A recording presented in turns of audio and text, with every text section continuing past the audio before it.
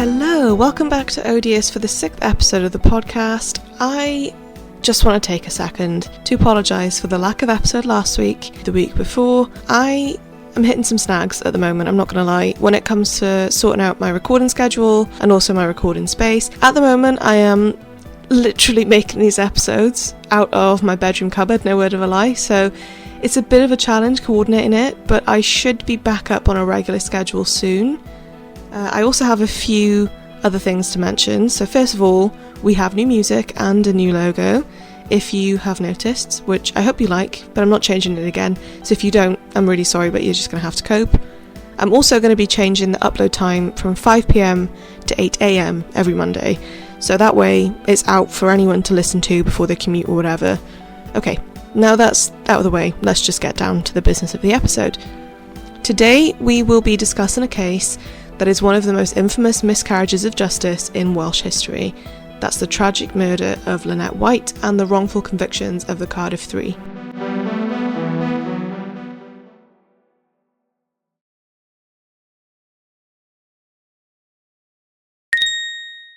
This episode contains sensitive content. Listener discretion is very much advised.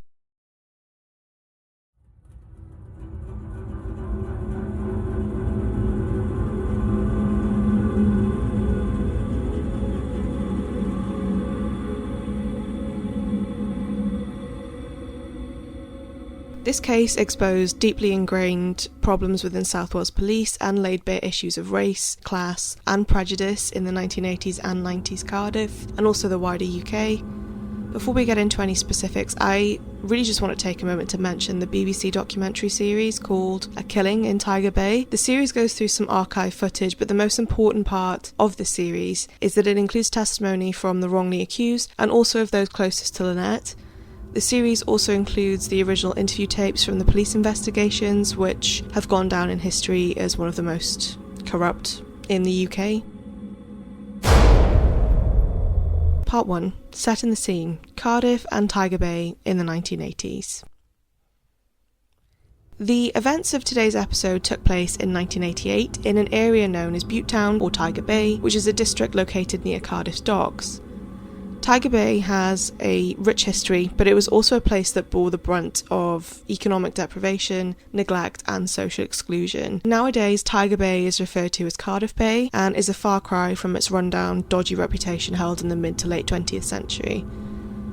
So if you didn't know, historically Cardiff is a port city and it attracted waves of migrants from across the globe. If you're not aware, in the 20th century Wales was the #1 exporter in the world of coal, and coal became a product that we in Wales were hugely reliant upon when it came to the job market, whether it be mining, exporting, or the industries that we needed to welcome new visitors or migrants to the area as a result of the volume of coal being sent around the world. Tiger Bay had grown into one of Britain's most ethnically diverse communities as a result of the increased migration. It was home to sailors, labourers, and immigrants from countries as varied as Somalia, the Caribbean, Yemen. However, by the 1980s, Tiger Bay was in the grips of severe decline, along with many other working areas of South Wales. The wonderful Margaret Thatcher had pretty much decimated Wales and ruined the mining industry that we so heavily relied upon, which led to docks that once provided work for the area falling silent and the people of Tiger Bay suffering from unemployment, poverty and just a real sense of marginalisation. Just for clarification, that was sarcasm. I definitely don't think Thatcher was wonderful, and the role that her government played in the collapse of mining is still very much felt over here in Wales to this day. Despite these challenges though, Tiger Bay was also known for its strong sense of community and resilience. It has long been viewed as a multicultural place that prides itself on supporting one another and really just trying to push on through challenging times and overcome the odds. This environment would become a critical factor in the events surrounding Lynette White's murder, and the myriad of different religions, ethnicities and cultures would sadly fuel a police investigation absolutely tainted by racism, classism, sexism, misogyny, and desperation to find a scapegoat. The investigation also brought to light a lot of the outcasting present in Cardiff at the time to those that lived in Butetown and who were largely migrants, not shown in a good way by the media and more widely. Part 2. Who was Lynette White? Lynette White was a 20-year-old woman born in Cardiff on the 5th of July 1967. Her mother had fled when she was very young, so she stayed with her dad, but as he was a long-distance driver, she would often stay in the lorry with him when he was working. She also lived with her grandmother at one point as well, until she passed away. Those around her would describe her as someone pretty, kind, vibrant, intelligent, popular, and thoughtful, who enjoyed music and dancing, but was also quiet and generous. By all accounts, it appeared that Lynette led a difficult life in the short amount of time that she was alive for. She'd actually been interviewed by the BBC only weeks before her murder as part of a journalistic deep dive into child sexual exploitation, or CSE. Lynette herself had been involved in the world of sex work since she was a child of 14. In this interview, Lynette reflected on her introduction to the world of CSE, claiming that she had been drugged and taken to Bristol by a gang of men who forced her into CSE, which is obviously awful and incredibly traumatic for a teenager to endure. But Lynette went on to say that even after she was returned to Cardiff and broke away from that gang, she still found herself completely trapped in what she called the spiral of sex work and the world of CSE, and would never be able to escape that world, unfortunately. It's thought at the time of her murder that Lynette was working pretty much every day, earning around £100 a night, which is equivalent to about £270 today. She did have a boyfriend, Stephen Miller, who was originally from London, but moved to Cardiff in the 1980s, and they started a relationship. It is reported that Stephen was using cocaine and marijuana at the time, and that Lynette was Stephen's sole source of income, receiving 60 to 80% of her earnings every day to help fund his habits. But I do want to stress, I have not seen or heard this be confirmed by Stephen or anyone close to their relationship. It's just what's reported in the media. And Stephen himself absolutely denies pimping for Lynette, which is also quite widely reported on, saying that he was actually trying to encourage her to leave the profession of sex work, and they would actually argue a lot about it. They lived together on Dorset Street in Grangetown, which is a suburb of Cardiff not too far away from the dock area. At the time of her death, Lynette worked in the Docklands area of Cardiff, which had a reputation for being a bit rough and attracting shady characters. Like many other sex workers, she faced constant risks and dangers in her daily life. In fact, days prior to her murder, Lynette dropped off the radar, making no contact with anyone, including Stephen, her boyfriend. We still don't really know why, but she was due to appear in court as a witness for the prosecution in 2 upcoming court cases, one for attempted murder, the other for CSE. It was and is generally believed that Lynette was keeping a low profile so that she wouldn't have to provide evidence. But police issued a warrant for her arrest, and they were looking for her to ensure that she would appear in court for the first case, due to take place on the 15th of February. But sadly, Lynette would not be able to attend. On Valentine's Day, or the 14th of February 1988, Lynette was brutally murdered in a flat on James Street in Butetown. This flat was loaned to Lynette from another sex worker by the name of Leanne Vilday earlier that month in 1988 for the purposes of bringing clients there. Leanne couldn't access the flat on Valentine's Day because Lynette had the keys, so Leanne was able to get another resident to drop a spare so that she could enter the main building, but she was still unable to gain entry into the flat. Growing concerned, Leanne and a taxi driver who knew both her and Lynette had transported Leanne to the flat. They both went to Butetown Police Station to report their worry about Lynette's disappearance. At about 9:17 that evening, officers Bisgood, Johnson and Prosser forced entry to the flat on James Street and found Lynette deceased in a bedroom of the flat. PC Prosser would in court testify that she was found with, quote, massive injuries, having been stabbed 69 times in a very frenzied attack. And I know I've already put a warning on this podcast, but just to reiterate, the following details are grim and just really awful. So if you don't feel like that you can hear the details of Lynette's murder, either click off the episode or fast forward probably about 15 seconds. She had had her throat cut so deep that it ran from her right ear to the left side of her neck and left bones of her spine exposed. This is the fatal wound. However, she was still stabbed almost 70 times. The location of the stab marks appeared to be mainly on the torso, but she also had clear defensive wounds on her hands, as well as injuries to her arms, face, and her inner thighs. The pathologist conducting the post-mortem concluded a strong sexual motive behind her murder, but this is very important. Azoospermic semen was found inside Lynette and on her underwear, as well as blood on some items of Lynette's clothing that was AB and belonging to a male. Azoospermic semen, I had to look this up, is semen that has no sperm, and this is important because if it's as the result of a medical condition, it affects a very low amount of the human population, about 1%. However, it can also be the result of a vasectomy, but either way, that's a very crucial forensic detail. And AB blood, whether positive or negative, is incredibly rare, occurring in approximately only 1 to 2% of the UK population. But remember, this is 1988 and forensic science is not quite as advanced as it is today, so it's a little more challenging to draw out as much detail from this evidence. It's more a case of exonerating in that time rather than proving an exact match like DNA today would allow for. Part 3. The investigation and arrest of the Cardiff Five. With Lynette White's murder, South Wales police faced enormous pressure to find her killer. Early in the investigation, they had little solid evidence to go off, and this is where things began to go tragically wrong.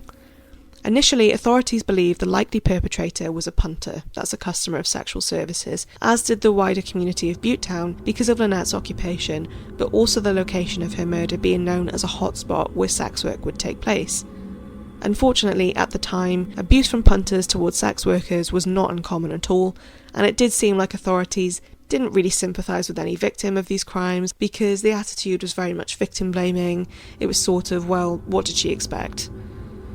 Police turned their attention to colleagues, come acquaintances of Lynette, clients of hers, and the wider community of Butetown in a bid to gain any information on seedy punters or characters who had a reputation with sex workers or in general for being abusive or dangerous, etc.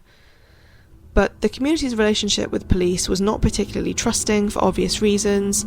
Many of these residents belonged to ethnic groups that have, and in some cases continue to be, scapegoated heavily by the authorities, especially when we know at that time in particular institutional racism was rife in the authorities. Canteen culture was very widespread in the police, for example.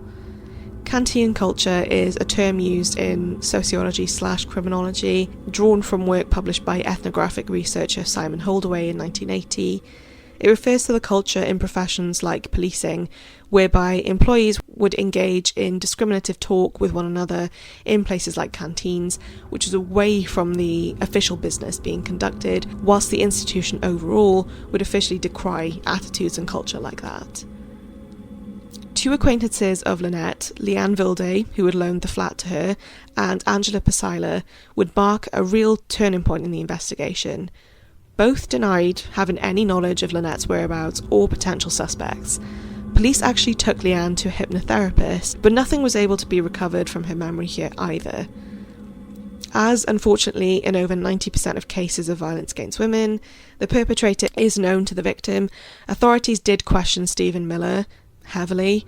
They also took blood samples off him as well as his clothing for testing, but he was not found to match anything at the scene.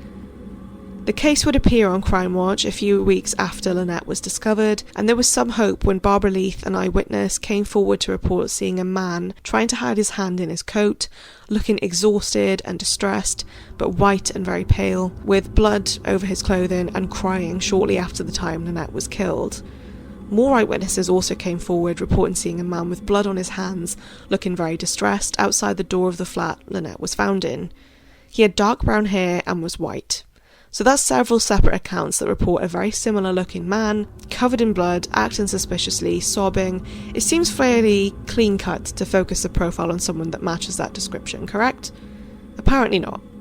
Months would pass with no leads and no suspects, and it seemed like the longer the investigation went on, understandably the less attention that was being brought to the incredibly expensive redevelopment project of Tiger Bay into Cardiff Bay, with worries over damaging the reputation of the area, something that would definitely have added to the pressure of the police gaining a result and solving the murder. On the 7th of December 1988, Stephen Miller and his brother Tony were arrested by South Wales Police, despite Tony being in London for his own wedding at the time Lynette had been killed. Just to note, after confirming his alibi, Tony was released, but Stephen was once again interviewed extensively by police for hours on end in a very aggressive and accusatory manner.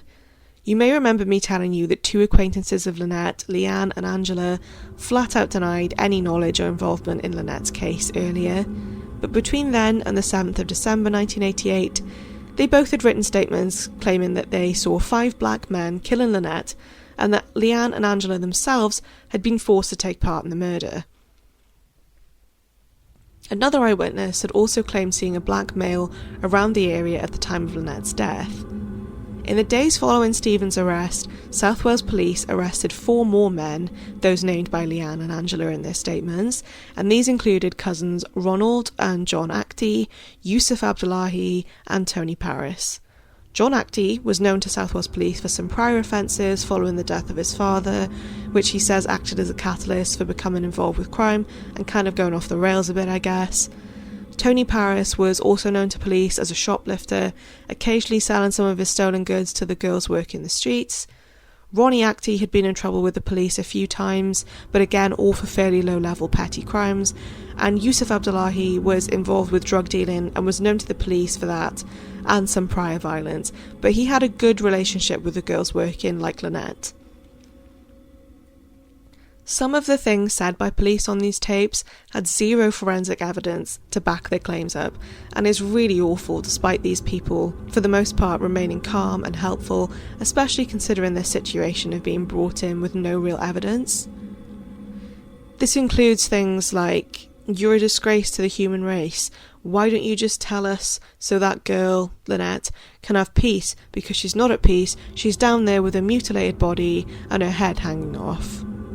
This kind of emotional and aggressive questioning for long periods of time can make anyone susceptible to being manipulated.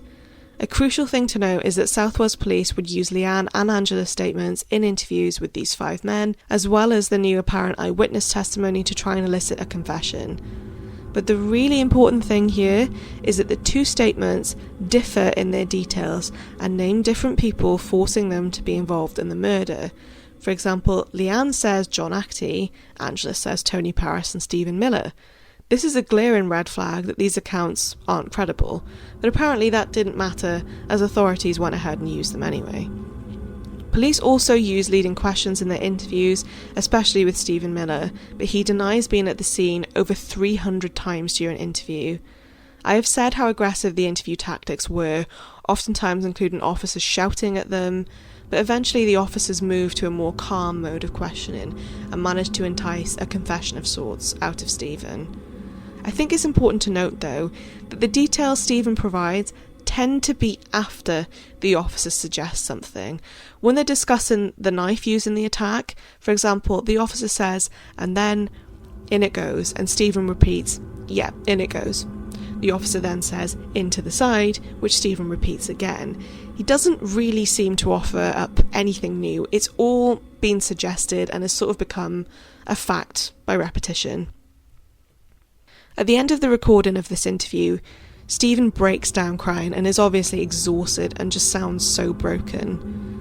Stephen goes on to implicate John and Ronnie Actie, Yusuf Abdullahi and Tony Paris in his account, to which they were all charged shortly after. What followed was a tragic miscarriage of justice. Despite a lack of forensic evidence, South Wales Police built a case around their coerced confessions and dubious witness testimonies. The Cardiff Five were charged and sent to trial, which was held in Swansea, supposedly because a jury would be too biased if it were held in Cardiff. But many believe that it was moved because Swansea is less ethnically diverse than Cardiff. At the time, this was the longest murder trial in England and Wales's history, made longer by the fact that just over 80 days in, the first judge died of a heart attack. During trial, Stephen Miller's coerced confession became a key piece of evidence. However, a forensic psychologist and former detective would testify in court at the time that this confession was likely coerced. It would also later eventually come out that Angela Pasila and Leanne Vilde's accounts were completely manufactured, and they were forced to sign these due to being threatened by police. They would be found guilty of committing perjury later in 2008. Despite their protestations of innocence, 3 of the men, Stephen Miller, Tony Paris and Yusuf Abdullahi, were convicted of the murder in 1990. The 2 others, John and Ronnie Actie, were acquitted, though their lives had already been irrevocably damaged by the accusations and the trial. However, thankfully, 2 years later, the Court of Appeal quashed the convictions of the Cardiff Three, citing the deeply flawed police investigation, particularly the forced confessions, but Lynette White's killer was still out there. Although it's momentous that they were free, the effect it has had on their lives to this day is immeasurable. Yusuf Abdullahi in particular had PTSD from the whole ordeal, and he would pass away at the age of 49 due to a perforated ulcer.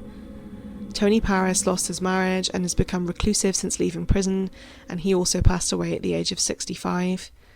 Stephen Miller is absolutely haunted by the fact that he lost his freedom for no reason at all, and the fact that he also lost his partner. He says that he thinks about the case all the time and cannot ever return to Cardiff because of the memories that it holds for him. John Actie says his life will never be the same again, and he's also been attacked by people believing that he's guilty since his release. Ronnie Actie died at the age of 49 also from deep vein thrombosis, but had been living in debilitating conditions and struggled massively to recover from the ordeal and return to the mundane, according to John Actie. Part 4. The real perpetrator. It wasn't until 2003, 15 years after Lynette's murder, that the real perpetrator was finally brought to justice.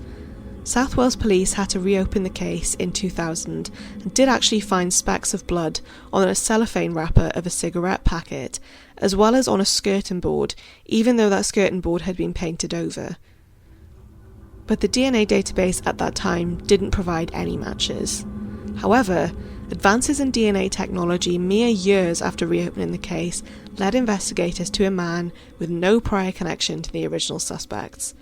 The actual technology used was something called second-generation multiplex, and I wish I could give you a proper explanation, but sadly I'm too thick to do that. But it's basically able to discriminate between individuals to a very high level when testing DNA by utilising familial searching techniques. In doing this, they were able to partially match that DNA found on the cellophane wrapping at the crime scene to a young man who was not alive at the time of Lynette's murder. So this pointed them in the direction of his uncle. That's all this brain is capable of explaining when it comes to biology and forensic science. But this man was Jeffrey Gaffour.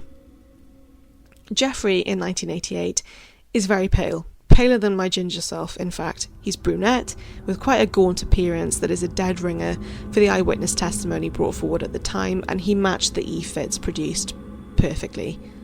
At the time of the murder, he was working as security in Roath, which is not too far away from the dock areas. I wouldn't say it's close, but it's not ages away, for one of the family shops that his family owned, which is not...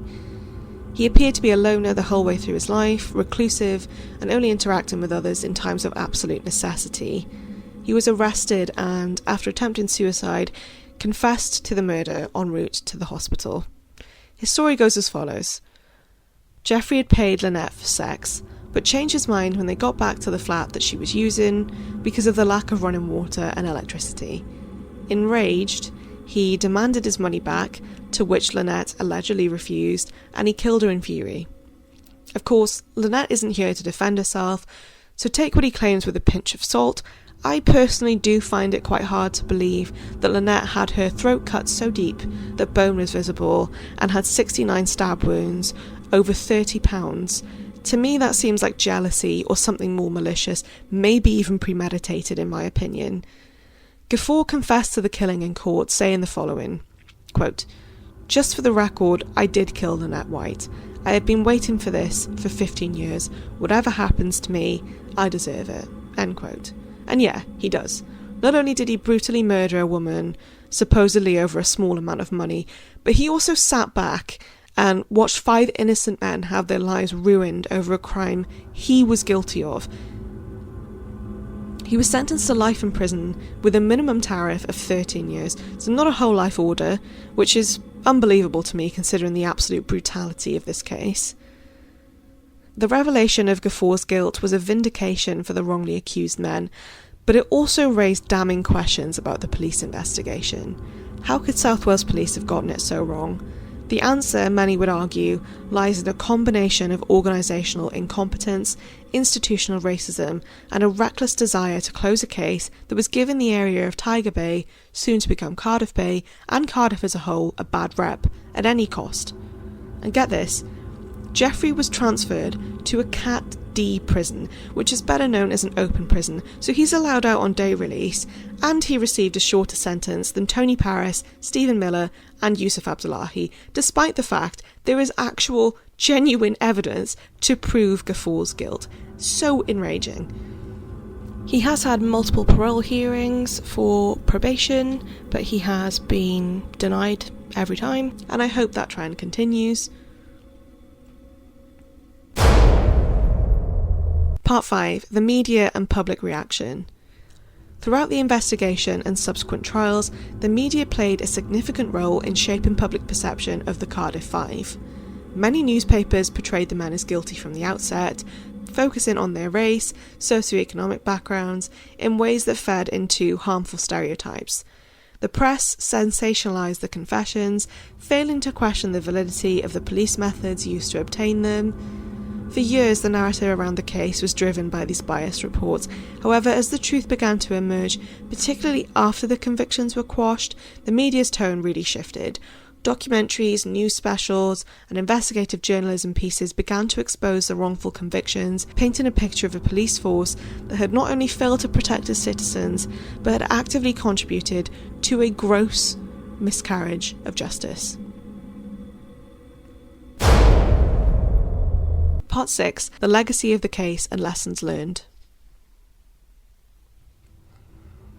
The wrongful conviction of the Cardiff Three and the subsequent discovery of the real killer has had a profound impact on policing and justice in England and Wales.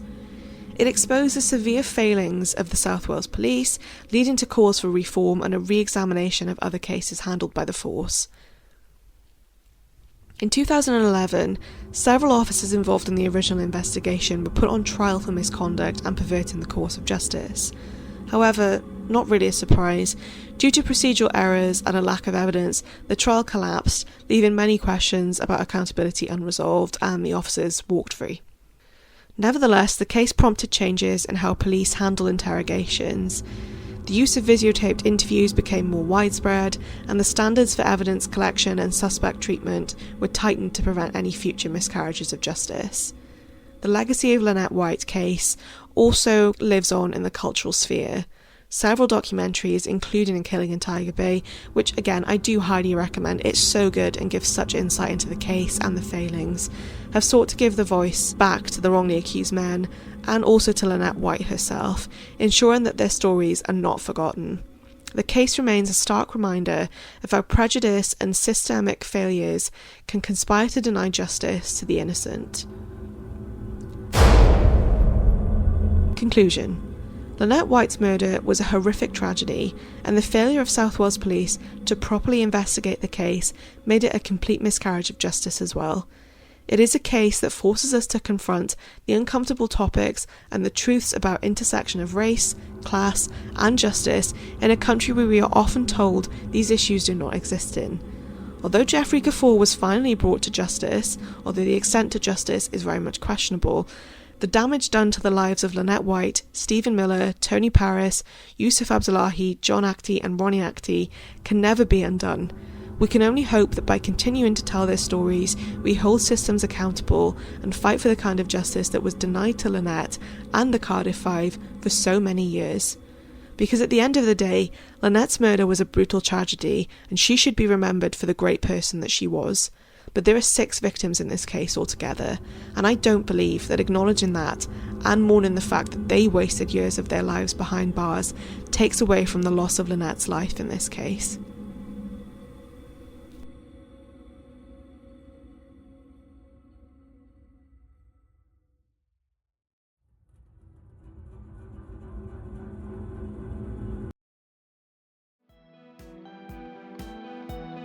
Thank you for joining me on another episode of Odious. If you found today's episode compelling, please make sure to subscribe, rate, share, and if you want more, look no further. I also released the next episode of the podcast, which is the murder of Brianna Jai, today as well, as a sort of apology for missing 2 consecutive weeks of uploads. So I will hopefully see you there, and if not, I will catch you next Monday for another double bill. Bye!